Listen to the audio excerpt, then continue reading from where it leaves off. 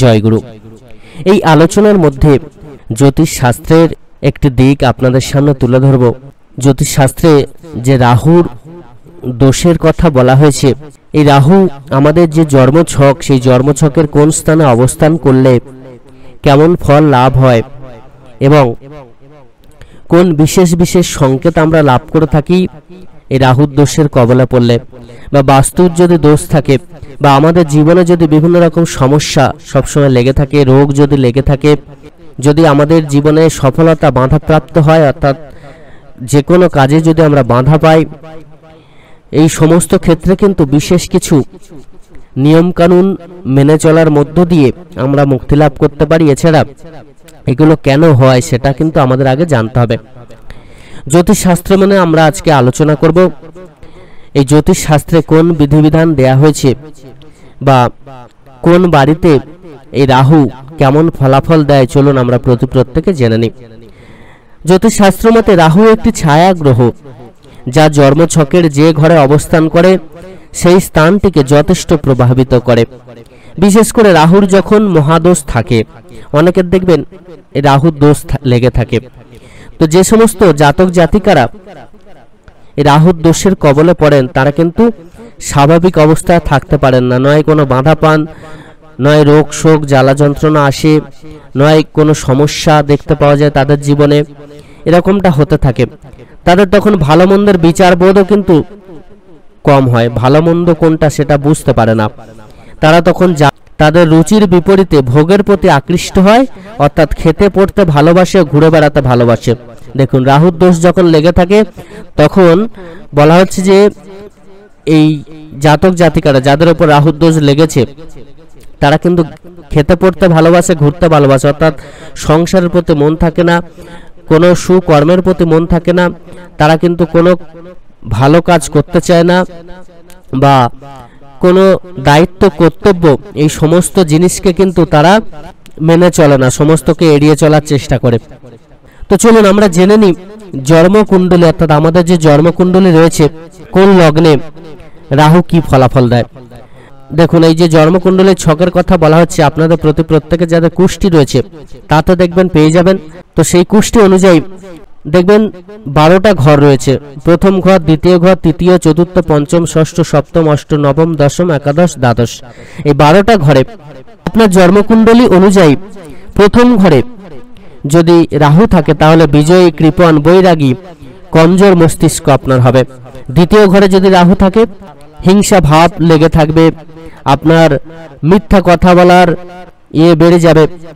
দ্বিতীয় ঘরে যদি কারো রাহু থাকে তাহলে তার হিংসা ভাব বেড়ে যাবে, তার রাগ বেড়ে যাবে, মিথ্যা কথা বেশি বলবে, কটু কথা বলা তার বেড়ে যাবে। তৃতীয় ঘরে রাহু থাকলে শক্তিমান, বুদ্ধিমান, উদ্যমী ও বিবেকশীল মানুষ হবে। চতুর্থ ঘরে রাহু থাকলে সুখহীন ও ঝগড়ুটে ব্যক্তি হবে। পঞ্চম ঘরে রাহু থাকলে সুখী হবে, ধনবান এবং বুদ্ধিহীন হবেন। ষষ্ঠ ঘরে রাহু থাকলে শক্তিশালী, ধৈর্যশালী, শত্রু বিজয়ী, কর্মঠ হবে। সপ্তম ঘরে রাহু থাকলে অনেক বিবাহ, কপট, ব্যভিচারী ও চতুর হবে। অষ্টম ঘরে রাহু থাকলে দীর্ঘ আয়ু কিন্তু কষ্টকারী জীবন ও গুপ্ত রোগে ভুগতে থাকবে। নবম ঘরে রাহু থাকলে ভাগ্যহীন, যাত্রা করা ব্যক্তি ও পরিশ্রমী হবে। দশম ঘরে রাহু থাকলে নিচু কাজ করা ব্যক্তি নেশাখোর ও বাচাল হবে। একাদশ ঘরে রাহু থাকলে চৌকস ও ছোট কাজ করা ব্যক্তি লোভী হবে। দ্বাদশ ঘরে রাহু থাকলে অর্থ লুণ্ঠনকারী, তাড়াহুড়ো ও চিন্তাশীল হবে। তো শনি ও রাহু গ্রহ জাতক বা জাতিকাকে চিকিৎসক তৈরি করতে সাহায্য করে। চিকিৎসা ক্ষেত্রে সফলতা পাওয়ার ইচ্ছুক ব্যক্তিগণ শনি এবং রাহু সহায়ক গ্রহ হয়ে থাকে। শনি চিকিৎসার ক্ষেত্রে প্রবেশ করে। শনি লৌহ তত্ত্বের কারক ও চিকিৎসকদের বেশিরভাগ কাজ করার মেশিন লোহার দ্বারা তৈরি হয়। তাই শনির সাথে যদি রাহুর সঠিক অবস্থান জন্মছকে থাকে তাহলে জাতক বা জাতিকা চিকিৎসক হওয়ার সাথে সাথে শল্য চিকিৎসক অথবা বিশেষজ্ঞ হয়। শনির একটি অন্য নামও আছে, সেটা হলো মন্থর গতি। এমনিতে মন্থর গতি প্রাথমিকভাবে ভালো, কিন্তু আপনি মন্থর গতিতে চলতে পারবেন না। আপনি একজন চিকিৎসক, আপনি নিজের যোগ্যতা অনুযায়ী নাম যশ পাচ্ছেন না, তাহলে আপনাকে শনির সাহায্য নিতে হবে। শনি আপনাকে এই পেশায় উচ্চতায় শিখরে পৌঁছে দেবে। কার্যালয়ে নীল চেয়ার এবং হালকা নীল রঙের দেয়াল ব্যবহার করুন। নীল রঙের প্লাস্টিকের বোতলে জল খান, পরিশ্রম করতে থাকুন, এতে করে কিন্তু আপনার দোষ কাটবে। এছাড়া আরো কিছু কিছু জিনিস আছে যেগুলো কিন্তু প্রত্যেকেরই মেনে চলতে হবে। সেটি হলো নবরাত্রিতে মেয়ে বা কোনো দীপাবলিতে কোনো বিবাহিতা মহিলাকে অপমান করা উচিত নয়। একাদশীতে ভাত খাওয়া কিন্তু অনৈতিক ক্ষতি হওয়ার সম্ভাবনা থাকে, তাই ভাত থেকে বিরত থাকবেন। বৃহস্পতিবারে কোনো বৃদ্ধ, বুধবারে কোনো তৃতীয় লিঙ্গের মানুষকে অথবা সাফাই কর্মীকে এবং শনিবারে কোনো শ্রমিক অথবা কোনো প্রতিবন্ধী ব্যক্তিকে অপমান করা উচিত নয়। আপনি যদি ধনতেরাসে কোনো বন্ধু অথবা কোনো অন্য ব্যক্তিকে অর্থ ধার দেন তাহলে কিন্তু সেই ধার আপনার পক্ষে ক্ষতির কারণ হবে। এমত অবস্থায় মা লক্ষ্মীর বসবাস আপনার বাড়িতে থাকবে না, অর্থাৎ মা লক্ষ্মী আপনার গৃহ থেকে চলে যাবেন। আপনি যতই গুরুত্বপূর্ণ কাজে বাইরে যান না কেন, রাস্তায় কোনো বৃদ্ধ অথবা প্রতিবন্ধী ব্যক্তিকে সাহায্য করার সুযোগ পেলে অবশ্যই করবেন। এতে আপনার জীবনে স্থায়ী সমৃদ্ধির পথ প্রশস্ত হয়ে যাবে। যতই নিকট আত্মীয় হোক না কেন, সন্ধ্যার সময় অথবা পূজার সময় কোনো অর্থ ধার দেবেন না। যদি কারোর কাছ থেকে আপনার ধার দেয়া অর্থ ফেরত নিতে হয় তাহলে এই সময় অর্থ ফেরত নেবেন না। সর্বদা চেষ্টা করবেন যে ব্যস্ত সময় থেকে কিছুটা সময় বার করে, কম করে সপ্তাহে একবার কোনো মন্দিরে ভগবানের দর্শন করুন। মাসে একবার কোনো বৃদ্ধ অথবা বিকলাঙ্গকে খাবার দান করুন। আপনি চাইলে কোনো ধর্ম অথবা জ্যোতিষ ইত্যাদিকে বিশ্বাস নাও করতে পারেন, কিন্তু এর উপহাস বা অনাদর কিন্তু করবেন না। যখন আপনি কোথাও যাওয়ার সময় হঠাৎ আপনার কোনো বন্ধু ধার্মিক স্থান অথবা বিদ্বান ব্যক্তির কাছে নিয়ে যাওয়ার জন্য অনুরোধ করলে অবশ্যই তার সাথে যান, কারণ ঈশ্বর সমৃদ্ধি অথবা লাভবান হওয়ার পথ হঠাৎ প্রদান হয়ে থাকে। আপনি কোথাও যাবার জন্য প্রস্তুত হলে বাড়িতে বৃদ্ধ অথবা শিশু আপনাকে বাধা দিলে বিচলিত না হয়ে তার সঙ্গে একমত হয়ে অপেক্ষা করুন। সম্ভব হলে কিছুক্ষণ অপেক্ষা করে আবার বেরিয়ে যান। যদি শুক্রবারে কোনো বিবাহিত মহিলাকে উপহার সামগ্রী দেয়া হয় তাহলে সুগন্ধি ও লাল বস্ত্র দিতে হবে। আপনার এই উপহার শুধুমাত্র সেই মহিলাই নয়, বরং মা লক্ষ্মীও সাদরে গ্রহণ করবেন। সম্ভব হলে পূর্ণিমার দিন কোনো গরিব ব্যক্তিকে ওষুধ প্রদান করুন। রক্তদান করলে শুধুমাত্র মঙ্গলবারই করুন। যদি বছরে অথবা 6 মাসে একবার রক্তদান করেন তাহলে আপনার জন্য এটি শুভ। এই নিয়মে আপনি দুর্ঘটনা থেকে রক্ষা পাবেন। আপনি কখনো সোমবার ও শুক্রবারে রূপো, রবিবার এবং মঙ্গলবারে তামা, বুধবারে কাঁসা, বৃহস্পতিবারে পিতল ও শনিবার লোহা বিক্রি বা কিনবেন না। রাত্রে খাবার সময় টক জাতীয় জিনিস খাবেন না।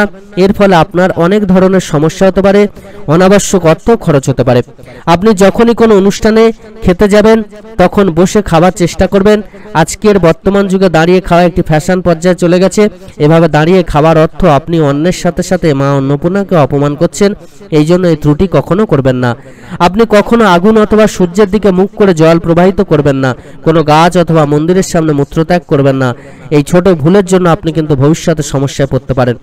খাওয়া দাওয়া সবসময় ভালো পরিবেশে করার চেষ্টা করুন, কারণ খেতে বসে এমন কোনো আলোচনা করবেন না যার দ্বারা ঝগড়া বা কলহের সৃষ্টি হয়।